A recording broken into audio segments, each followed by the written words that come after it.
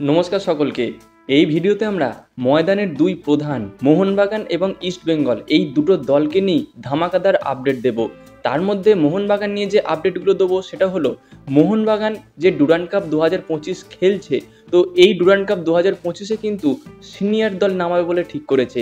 তো এই সিনিয়র দল কবে থেকে নামাবে, তো সেই সঙ্গে মোহনবাগানের যারা বিদেশি আছে, সিনিয়র প্লেয়ার আছে, তারা কবে কলকাতায় আসবে, তারা কবে প্রি সিজন শুরু করবে, ম্যাচ প্র্যাকটিস শুরু করবে, এই আপডেটগুলো দেব।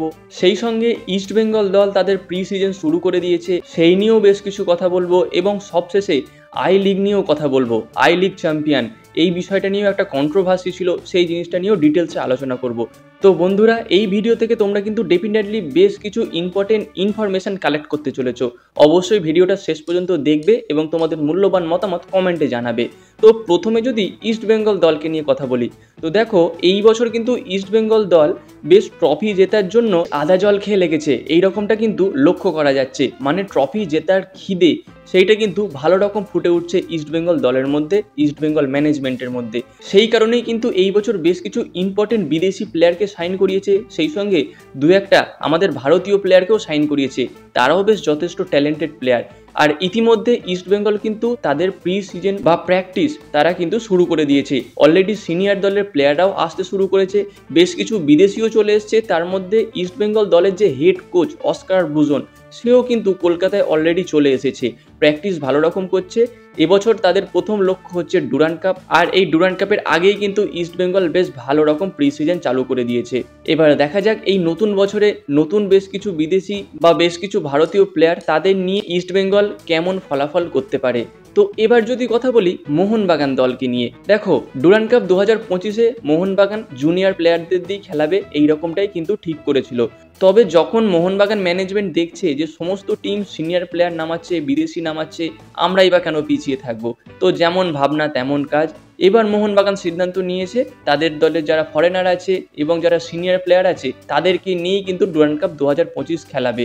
তবে প্রথম ম্যাচগুলোতে নয়, এই রকমটাই শর্ত দেওয়া হয়েছে মোহনবাগানের জুনিয়র প্লেয়ারদের, যে তোমরা দলকে কোয়ার্টার ফাইনাল পর্যন্ত পৌঁছে দাও, তারপর কিন্তু আমরা সিনিয়র প্লেয়াররা মাঠে নামবো।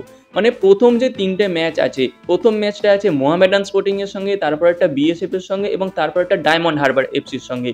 তো এই তিনটে ম্যাচের মধ্যে যদি দুটো ম্যাচ মোহনবাগান জিততে পারে তাহলে কিন্তু তারা কোয়ার্টার ফাইনালে চলে যাবে। এবার সেই জায়গাতে দাঁড়িয়ে এই যে তিনটে ম্যাচ খেলবে, এই তিনটে ম্যাচের কিন্তু কোচের দায়িত্বে থাকবে বাস্তব রায়, আর তার সহকারী কোচ হিসাবে থাকবে ডেগি কার্ডোজো।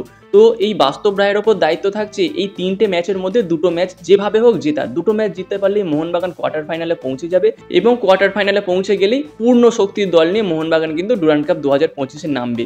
এইবার তোমাদের মনে প্রশ্ন আসতে পারে, মোহনবাগানের সিনিয়র প্লেয়ার বা যারা বিদেশি আছে তাহলে তারা কবে কলকাতায় আসবে?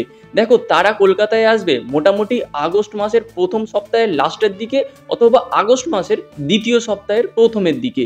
তার মধ্যেই কিন্তু সমস্ত বিদেশি, সমস্ত আমাদের ভারতীয় সিনিয়র দলের প্লেয়াররা, এমনকি কোচ, সহকারী কোচ, গোলকিপার কোচ সবাই চলে আসবে। আর একটা জিনিস ভালো করে দেখো, ডুরান্ড কাপের কোয়ার্টার ফাইনাল আছে মোটামুটি ওই আগস্ট মাসের 16-17 তারিখ করে, তাই 10-15 দিন তারা ভালো রকম প্র্যাকটিস করবে এবং তারপরেই কিন্তু কোয়ার্টার ফাইনাল ম্যাচগুলো খেলতে নামবে। তাই জুনিয়র প্লেয়ারগুলোর দায়িত্ব প্রথম দুটো তিনটে ম্যাচ যা হোক করে মোহনবাগানকে জিতিয়ে দেয়া, তারপরে কিন্তু আবার সেই কাঁটায় কাঁটায় টক্কর দেখা যাবে। ইস্ট বেঙ্গলও এবারে যথেষ্ট ভালো টিম বানিয়েছে, আর মোহনবাগানের তো টিম ভালো আছেই। আবার যদি সেমিফাইনাল বা ফাইনাল পড়ে তাহলে কিন্তু ডার্বি দেখার একটা মজাই চলে আসবে।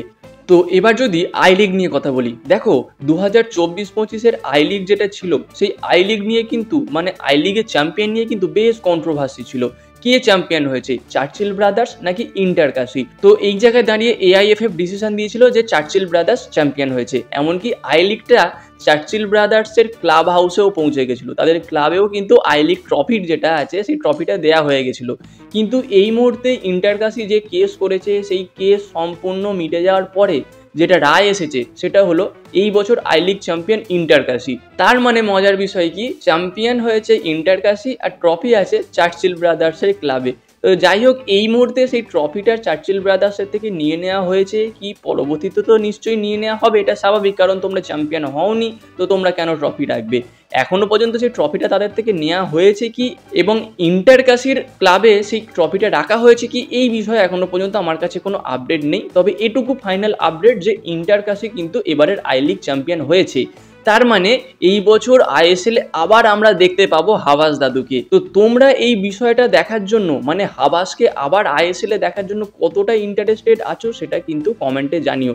আমি কিন্তু বেশ ইন্টারেস্টেড আছি, কারণ আমাদের ভারতীয় ফুটবল সার্কিটে যতগুলো ক্লাব ফুটবল খেলে বা সেই সব ফুটবল ক্লাবের যারা কোচ আছে তাদের মধ্যে কিন্তু আমার চোখে দেখা হাবাস এখনো সেরা কোচ। কারণ কি, এখনো পর্যন্ত দুটো আইএসএল ট্রফি জিতেছে। মোহনবাগানের দিক থেকে আমি বলছি, তো প্রথমের দিকে যখন এটিকেতে কোচিং করিয়েছিল তখনও সে ট্রফি জিতেছিল, তারপরে মোহনবাগানকে লিগ শিল্ড জিতিয়েছে, তারপরে ভারতীয় দলের কোচ হওয়ার জন্য অ্যাপ্লিকেশন দিয়েছিল, সেখানে এআইএফএফ তাকে চুজ করেনি, তারপর সে আই লিগে চলে যায়। এবার আই লিগে যাওয়ার পরেও প্রথম বছরেই কিন্তু তার দল ইন্টারকাশিকে সে চ্যাম্পিয়ন করিয়েছে এবং আবার আইএসএল এ প্রত্যাবর্তন করতে চলেছে।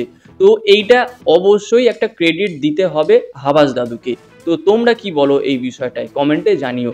তো বন্ধুরা, এই ছিল আজকের আপডেট। ভিডিওটা ভালো লাগলে অবশ্যই একটা লাইক এবং শেয়ার করে দিও, এবং আমাদের চ্যানেলে প্রথমবার এলে চ্যানেলটাকে সাবস্ক্রাইব করে তার পাশের বেল আইকনটাকেও অন করে দিও। দেখা হচ্ছে পরবর্তী ভিডিওতে। Bye bye.